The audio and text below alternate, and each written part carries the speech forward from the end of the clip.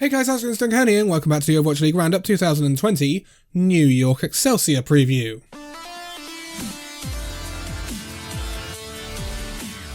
So then, the ever-present New York Excelsior, always near the top of the league, if not top of the league, but have failed to win the championship on 2 occasions now.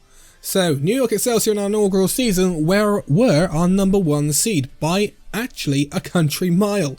They had a massive lead at the top of the standings, but they failed to capitalise on it, with London Spitfire winning the championship that season, and the New York Excelsior pretty unceremoniously going out in the semi-finals. So, New York really didn't live up to the expectations in the inaugural season, but come into the 2019 season and there's a lot more threat for the New York Excelsior to deal with when you look at the San Francisco Shock being rejuvenated and the Vancouver Titans. This meant that the New York Excelsior failed to retain that #1 seed spot, but they were in the top 3, who were out by far ahead of the 4th place Hangzhou Spark, although New York Excelsior did come 3rd in the end behind the San Francisco Shock and Vancouver Titans.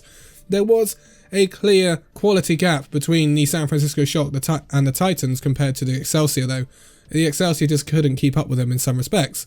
So the Excelsior have kind of regressed slightly, but there is a lot more quality in the league in 2019 than there was in the inaugural season, so you can kind of understand where Excelsior were at. And Excelsior in 2019 did a lot better in the playoffs than they did in the overall playoffs in the inaugural season. So although New York Excelsior kind of took a step back in the standings, they did make progress in those playoffs. So progress kind of was made for the New York Excelsior, but they've made some changes in this offseason to try and regain that top spot in the league, but also try and go and win it all finally this season in the homestand format. So let's take a look at this New York Excelsior roster then. So they have retained Sabi Olby, Libero, Mano, Jonak, Animo, Nene. And no surprises there, although Nene's graph obviously will always be one of the highlights of the Overwatch League. You're never going to get away from that one, Nene. But they have let some players go. So Pine, we didn't see much of, if at all, last season. Pine has now become a streamer. He will no longer be part of this Excelsior roster that will play. That's a shame. We all remember Pine with his McCree on Ilios when he shocked the league in the inaugural season, but we will not see Pine again, and that's a real shame. But the biggest loss for the New York Excelsior is Meko, who was transferred to the Houston Outlaws. This was a very big surprise. I don't think a lot of people expected Meko to be leaving the Excelsior, considering he had a really good partnership with the main tank Mano. We all think of Mano and Meko, and we think of a main tank and off-tank partnership, but This has meant a shake-up for the Excelsior, and it means they had to find a new off-tank, and we'll go through that in a minute. And also they let Flower go. Flower never really lived up to the expectations, because we saw Flower pop off in the 2017 World Cup for South Korea, I think. And he was just this really interesting player. Because he was too young, they signed him to the XL2 Academy, and then they promoted him last year, expecting big things, and he never lived up to it.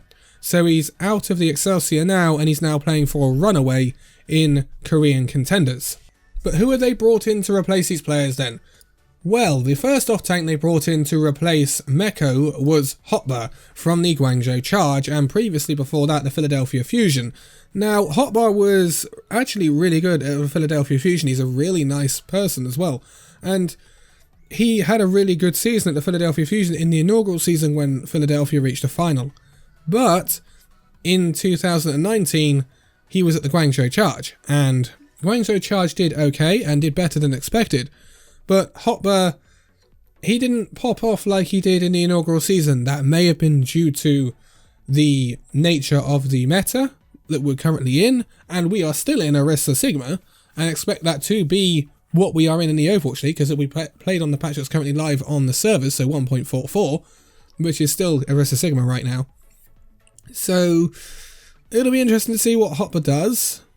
I don't think he's as good as Meko though, and this could present a weakness for the New York Excelsior going into 2020. Although the great thing about Hotbar is he's a really flexible player. We've seen Hotbar on DPS before, although New York Excelsior have a wealth of DPS players, so they wouldn't really need him to step in a DPS role. But they've also signed another off-tank, a backup off-tank, but a really young off-tank. This is the 18-year-old off-tank from the XL2 Academy, Bianca. Now, Bianca as with everyone on this New York Excelsior roster, is Korean, but he's really young, and I think he could be a bit of a development project for the New York Excelsior. This is why I think they've got Hotbar in as well. I think Hotbar can act as the experience, and Bianca can be the project they bring in, and perhaps he'll be ready for mid-season, or perhaps even next season, where he'll be a really, really good off-tank. He has got pedigree because XL2 did really well in North America West at Season 2 of last year, and they also did well in the Gauntlet.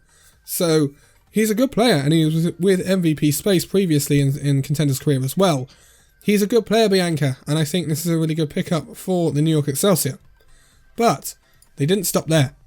They also signed Who Are You? Who Are You is a projectile DPS player. He is 18 and he comes in from Fusion University. Now, Fusion University doesn't really exist anymore. It's turned into T1 in Korea now.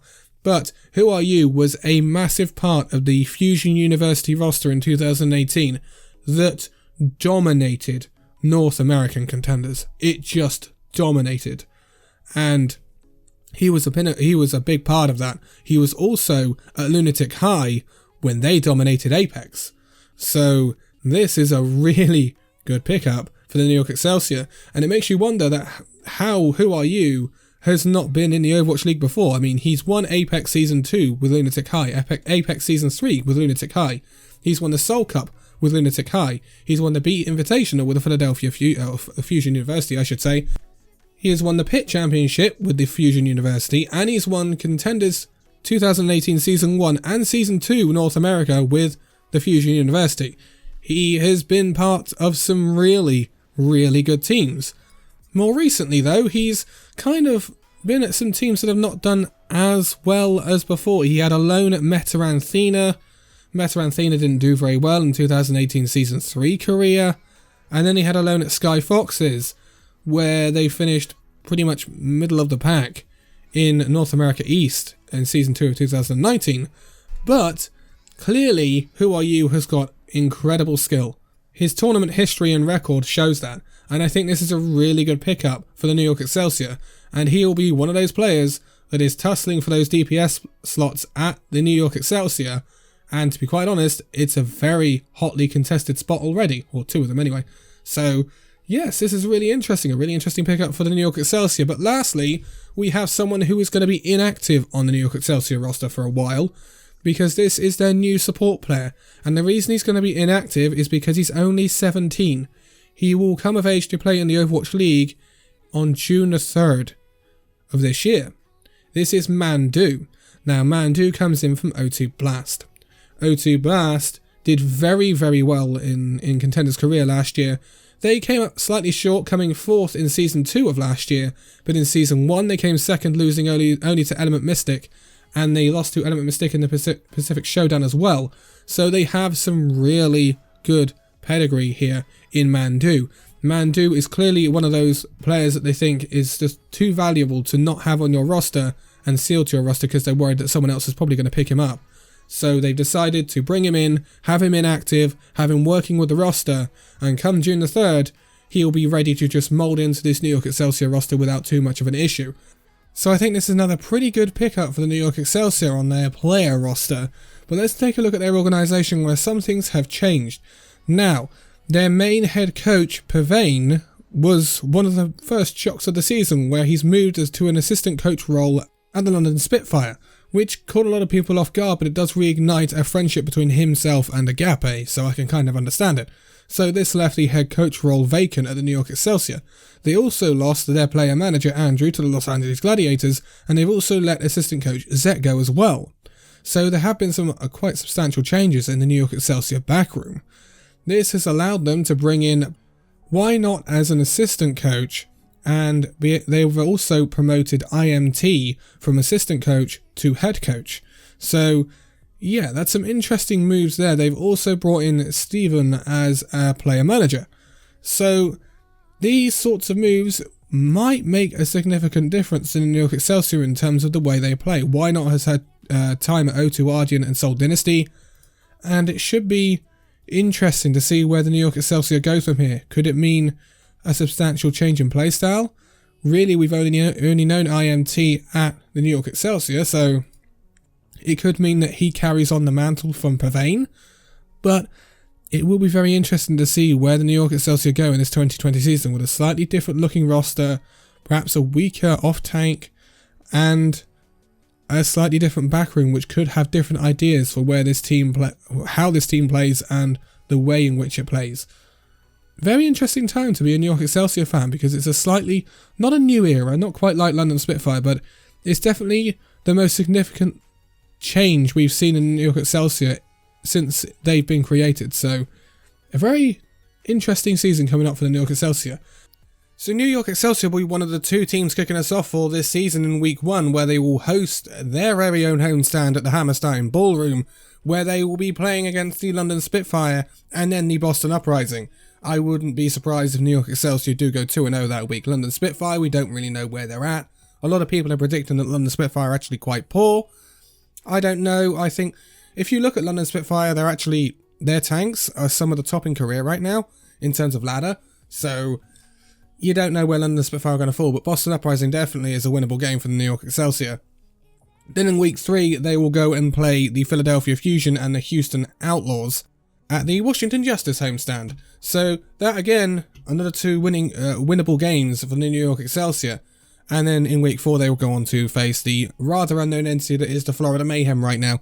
So it's definitely a fairly good start to the season for New York. They don't have to be thrown in at the deep end against the San Francisco Shock or the Vancouver Titans.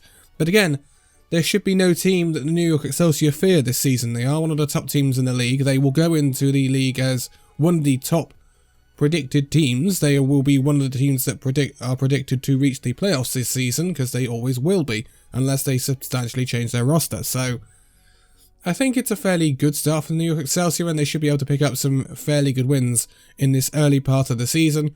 But the big test for the Excelsior will be when they come up against the likes of the top teams in the league. So I'm talking about San Francisco Shock, maybe the Vancouver Titans, and any other teams that find themselves around the top of that league during the season.